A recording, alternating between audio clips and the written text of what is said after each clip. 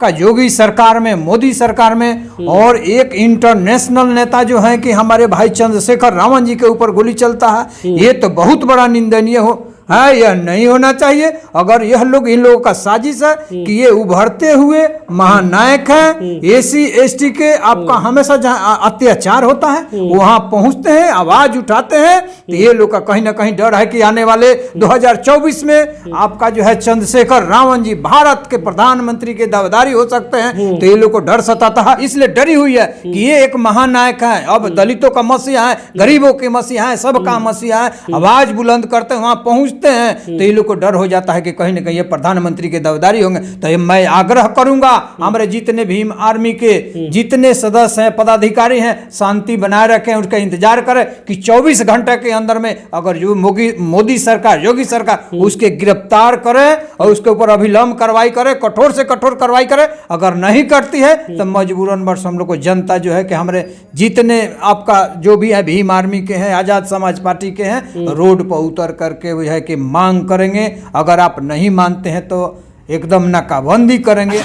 इस वक्त की सबसे बड़ी खबर यह है कि आजाद समाज पार्टी और भीम आर्मी के चीफ चंद्रशेखर आजाद जी पे गोली चला है, अनाधुन गोली चला है। और ये मामला जब सहारनपुर से देवबंद जा रहे थे उसी क्रम में उन पे गोली चला है। गोली चलाने वाले जो थे अपराधी वो हरियाणा से चल कर आए थे।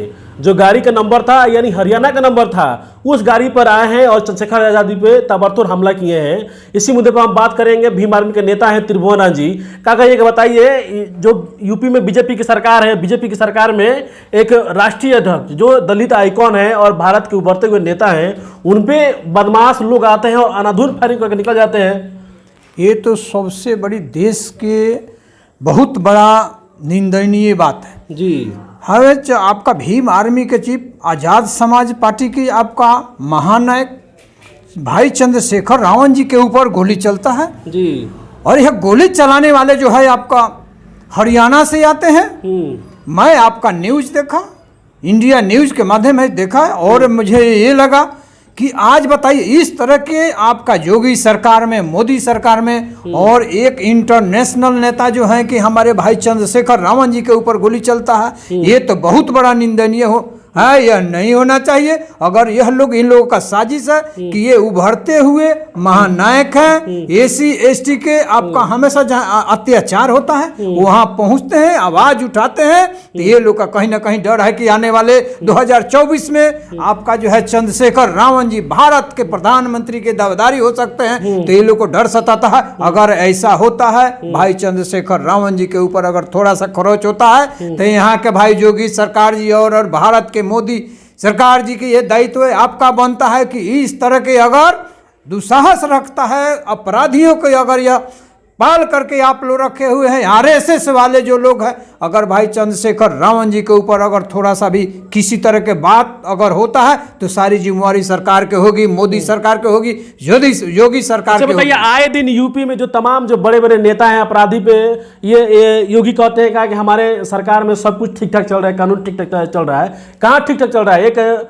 जो आजाद समाज पार्टी के राष्ट्रीय अध्यक्ष पर आके ताबड़तोड़ कोई गोली चला के निकल जाता है। अभी तो कोई कौन कहता है कि चलता है? ये तो खाक चल रहा है। उसका खाक है कि हमारा ठीक ठाक चलता है, कभी नहीं ठीक ठाक। अगर ऐसा होता, जहां जहां आवाज उठता है, जहां वहां बुलंद के साथ में वहां पहुंचते हैं और एससी एसटी के दरवाजे पर पहुंच करके उसके सांत्वना देते हैं और सरकार से मांग करते हैं कि अगर ऐसा इस तरह से होता है तो मुंहतोड़ जवाब देने का कार्य किया जाएगा। सरकार अभी भी सुधर जाए, चाहे आपका मोदी सरकार हो, मतलब कि चंद्रशेखर जी से, मतलब जो चंद्रशेखर जी इनसे मतलब सरकार डरी हुई है। अरे एकदम डरी हुई है। इसलिए डरी हुई है कि ये एक महानायक है, अब दलितों का मसीहा है, गरीबों के मसीहा है, सबका मसीहा है, आवाज बुलंद करते हैं, वहां पहुंचते हैं, तो ये लोग को डर हो जाता है कि कहीं ना कहीं ये प्रधानमंत्री के दावेदारी होंगे। तो मैं आग्रह करूंगा हमारे जितने भीम आर्मी के जितने सदस्य हैं, पदाधिकारी हैं, शांति बनाए रखें, उसका इंतजार करें कि 24 घंटे के अंदर में अगर जो मोदी सरकार, योगी सरकार उसके गिरफ्तार करे और उसके ऊपर अभिलंब कार्रवाई करे, कठोर से कठोर कार्रवाई करे।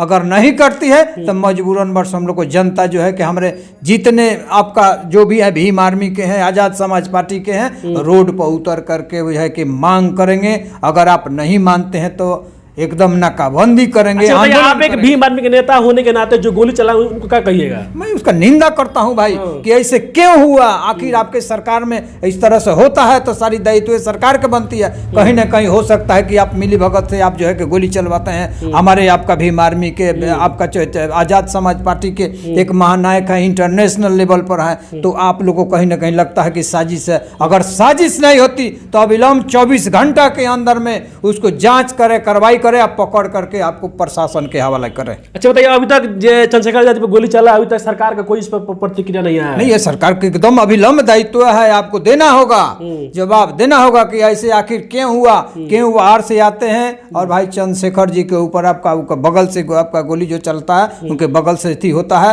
अभी मैं न्यूज के माध्यम से देखा, मुझे काफी बताइए, गोली जो चला है उनका पेट एकदम सट निकल गया है। बहुत अगर दयनीय। बताइएगा, अगर कहीं पेट में पूरा अंदर लगे तो तब नहीं क्या तो होता? सुधर जाइए। मैं ये सरकार के कहता हूं कि इस तरह से अगर हमारे भाई चंद्रशेखर जी के ऊपर अगर इस तरह के अगर हमला होता है तो बुझिए कि ये सरकार, हम लोग जानेंगे कि सरकार के जो है ये हम मिली भगत से हो रही है, चाहे वो केंद्र सरकार हो चाहे आपका उत्तर प्रदेश सरकार हो। अच्छा बताइए, आए दिन दलितों और मुस्लिमों पर ही हमला क्यों हो रहा है? हमेशा इस तरह से हमला होता है कि ये लोग जो है कि एकजुट हो गए, सभी के ऊपर आवाज उठाते हैं, तो कहीं हो सकता है कि 24 में इनकी सरकार बनेगी तो हम लोग बिगा जाएंगे। तो निश्चित है कहीं कहीं मतलब डर है कहीं ना इनको। कहीं ये लोग का डर हमेशा बना रहता। तो अविलंब मैं आग्रह करूंगा और जितने हमारे भीम आर्मी और आजाद समाज पार्टी के हैं शांति बनाए रखें। और भाई तुरंत मैं आग्रह करूंगा, आप कामना करूंगा जल्दी स्वस्थ हो जाए। मैं आपके चैनल से यह मैं संदेश देना चाहता हूं।